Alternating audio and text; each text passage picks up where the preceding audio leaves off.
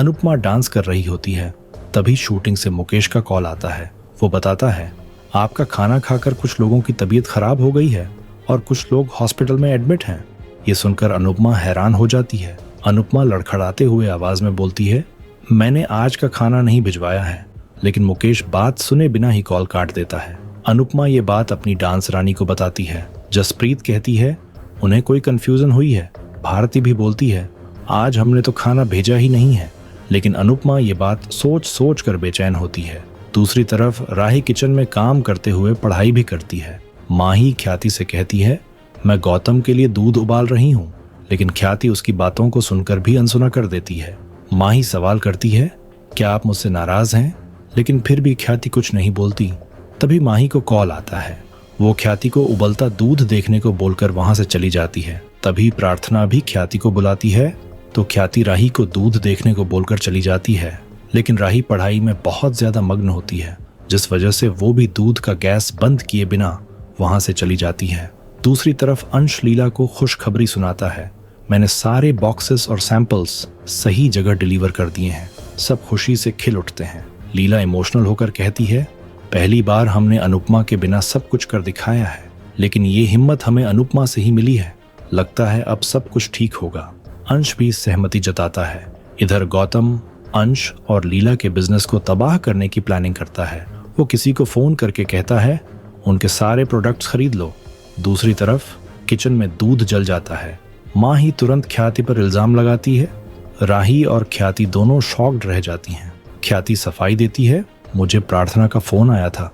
मोटिबा कहती है, आजकल ख्याति घर पर ध्यान ही नहीं दे रही। वो माही का साथ देती है। तभी राही सारी गलती अपने ऊपर ले लेती है।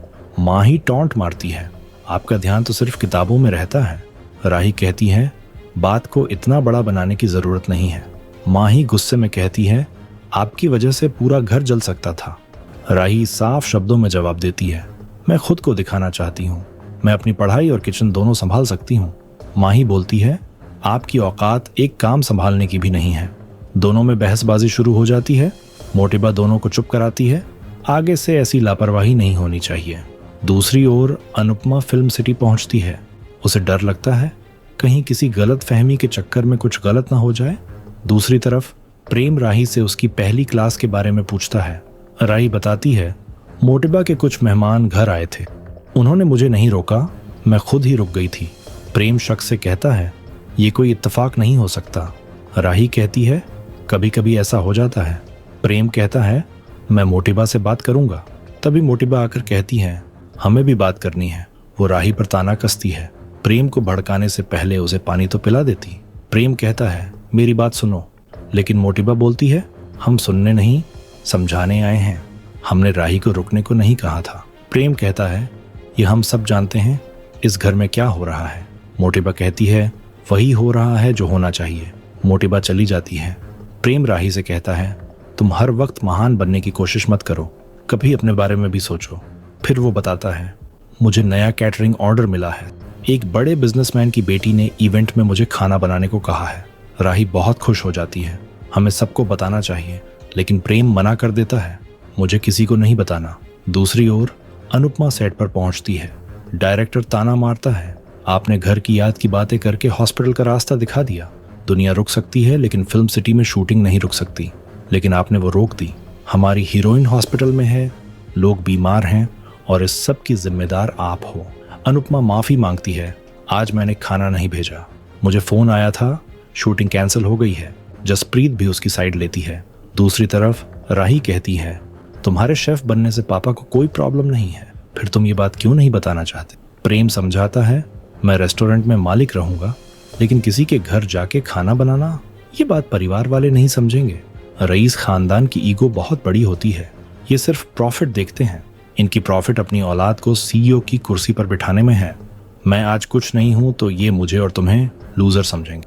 अगर मैं कुछ बन गया तो यही लोग मेरी तारीफें करेंगे। परिवार का प्यार भी हमारी सफलता पर निर्भर करता है। राही कहती है, बातें छुपाने से प्रॉब्लम्स ज्यादा बढ़ जाती हैं। प्रेम बोलता है, मैं कुछ नहीं बताऊंगा। राही प्रेम को स्माइल करने को कहती है और उसे गिफ्ट देती है। उसमें एप्रन और शेफ की टोपी होती है।